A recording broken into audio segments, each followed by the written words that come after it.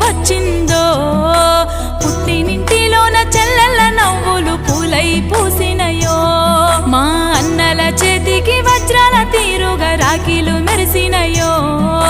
సిరిలిచ్చే చెల్లెళ్ళు శ్రీరాముని పాద